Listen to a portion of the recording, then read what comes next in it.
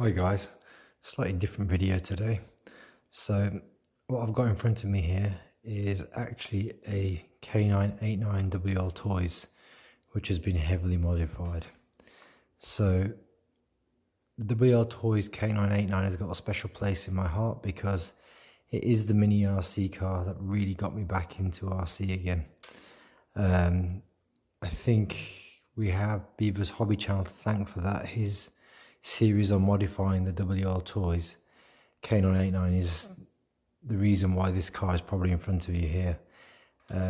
Watching his videos and modifying the k989 really gave us a lot of inspiration and passion for the mini RC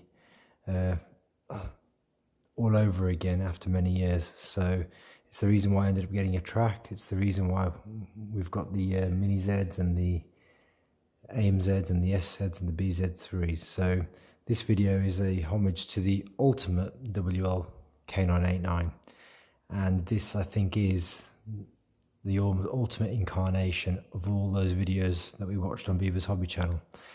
It's been modified, so it's got a 90mm wheelbase. It's not quite finished yet, but it does race. We've raced this car, and that's why the wing mirror is missing, which we have got and will be glued back on. So a lot of the guys on YouTube, they love their mini Z so much they won't race them.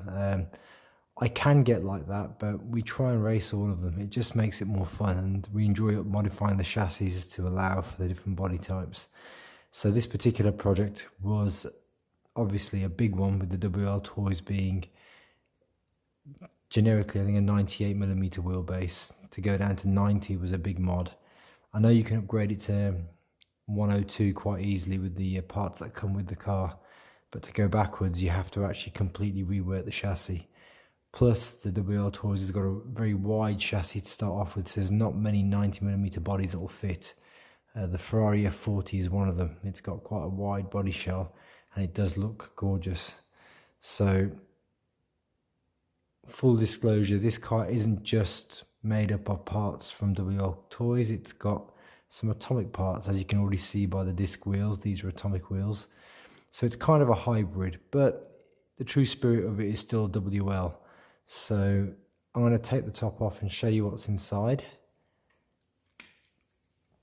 So it clips on and off just like a normal mini Z, and this particular car was built by Jay, one of the guys that races with us. I have helped modify this car. I did certainly contribute some of my own special tricks to get it to work. Now at the moment you can see it's got all the metal hubs, knuckles, suspension mountings. All of these we had to use Beaver's videos to get them to work properly. There's some steering mods that have been done, some that are our own. Now obviously the main thing you'll notice is that it's got a different chassis plate instead of the metal one. It's got a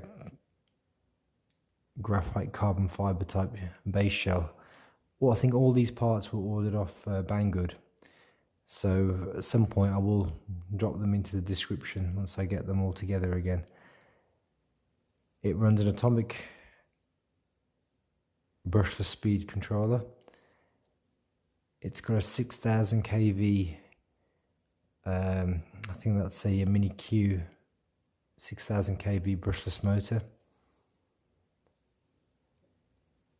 The radio system is the Radiolink 4GS, which is a brilliant radio. I mean, it's got a built-in gyro in the receiver, so it makes things neater, especially when you're using a low profile body like this. You can have a gyro built in, which can be operated by the dial here, and it just makes the car very easy to operate when we're racing, especially as we use drift tires and we do a drift style type of racing. The batteries are Tungi Nanotech.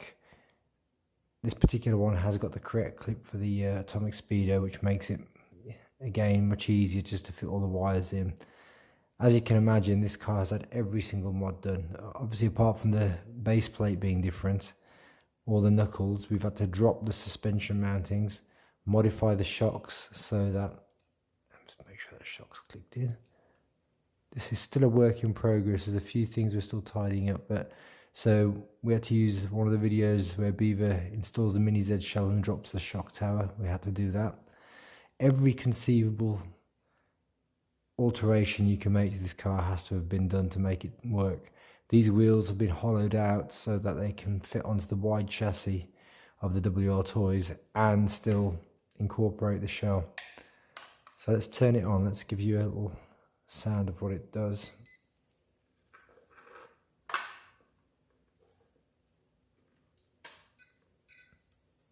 So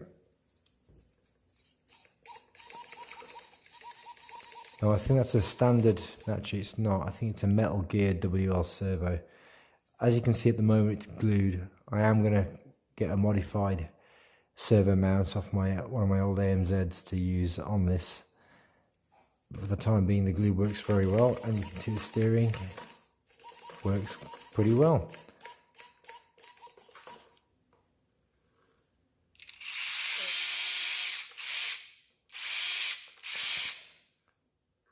Now if I turn this knob here,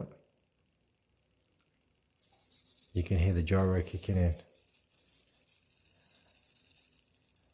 I can turn it down, it turns it off. So the whole point of this was to make something that would be competitive with our AMZs and the mini Zs. I think there's a lack of respect for the k989. It's a brilliant car. Even out of the box, it's amazing, and that's what blew me away for the cost of what you get out of the box. You get your battery, you get your transmitter. Obviously this one's been modified, but even then it was pretty amazing. So with all the mods that we've done here, it still works out way cheaper than getting any of the other cars. Probably the closest thing in terms of cost is maybe an AMZ. But definitely if you were to go for a mini Z, as you've seen in my other videos, it's way more expensive. And I still love the 4GS. I think it's a brilliant radio. I use it on my SZ and it's fantastic. It's got so much adjustability, and for the price you pay, I think the next closest thing in terms of what I've got is the MB4, which is £120, £140 in the UK with 2 receivers. But I love the 4GS. I think it's a great radio. So in terms of what we've got inside the gearboxes, I think these are regular WL ball diffs that you can get off Bangood. So we haven't used longer drive shafts. I think that might be the next thing we do, is put the AMZ diffs in and then use the longer drive shafts we have. So it's fully modded, but at this point it's still got WL drive diffs in. You can see we've altered the top chassis plate there to allow for the servo horn. It took a little bit of fiddling to get that right, just to get the height correct so that the car would steer at the right angle so we wouldn't have to adjust the body shell. That was the big thing for us. We did not want to adjust the body shell. We wanted to keep this, we didn't want to ruin it basically. So the wheel arches have been untouched on this shell, and that's what makes this so wonderful. So let's just turn it back on again. I'll put the shell on and we'll do a quick drive demo.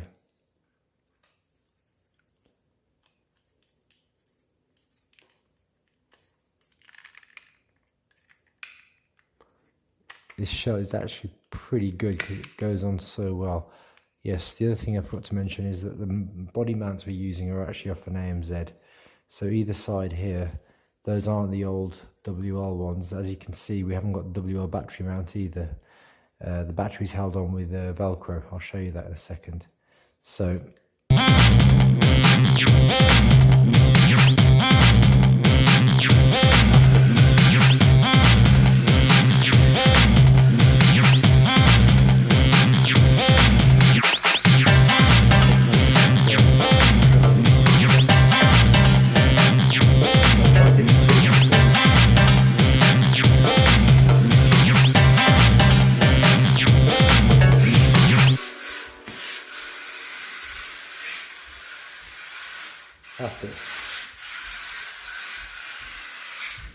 that's it, that's good. So as you can see there, it runs pretty well. So a closer look from the side, these body mounts are off the AMZ, and most of these AMZ parts you can get off Miracle Mark quite easily. The battery itself, as you can see, we do this with all our cars. We tend to use Velcro, which is one side's put onto the battery and one side's put onto the base plate. It just makes it easier to use different size batteries. So this is a smaller battery, but we have got larger WL size ones that still fit perfectly fine. And with the Velcro, it secures it pretty well so it doesn't move around. Overall, I mean, we've run this car on our track, and it can handle. It's often I say that on our track a sub 8 second time is really good. I think sub 9 seconds is good, but sub 8 is fantastic.